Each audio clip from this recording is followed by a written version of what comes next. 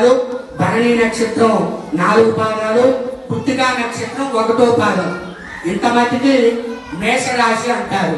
ఈ నక్షత్రంలో జన్మించినా కానీ లేదా ఈ 4 పాదాలు, ఈ 8 పాదాలు, కృత్తికా 1వ పాదం, ఈ 2 నక్షత్రాలు, కృత్తికా 1వ నక్షత్రాన్ని మేషరాశి జాతకులు అంటారు.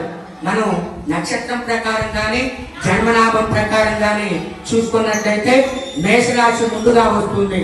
మేషరాశి వారికి ఆదాయం 2 విధాలుగా ఉంటుంది. అంటే 2 వంతులుగా ఆదాయం వస్తే ఖర్చు అనేది 14 రకాలుగా ఉంటుంది. 14 వంతులుగా ఖర్చు అవుతూ ఉంటుంది.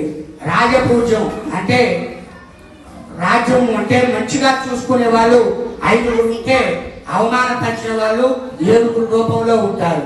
మరి ఈ మేషరాశి వారికి ఈ సంవత్సరం అంతా జన్మంలో రవి ఉండటం వల్ల మంచి యోగం ఉంటుంది. కుజుడు సంవత్సరాల నుండి అష్టాష్టమంలో ఉంటున్నాడు. అంటే 4/6/2025 నుండి అదేవిధంగా 6/12/2026 వరకు కూడా అష్టమలో కుజుడు ఉంటుండు.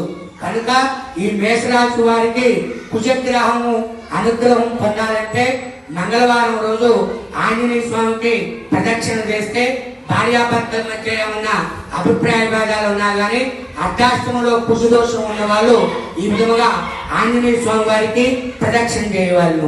తరువాత అదే విధముగా ఈ యొక్క 16/5/2005 సంవత్సరం అంతా కూడా ఈ యొక్క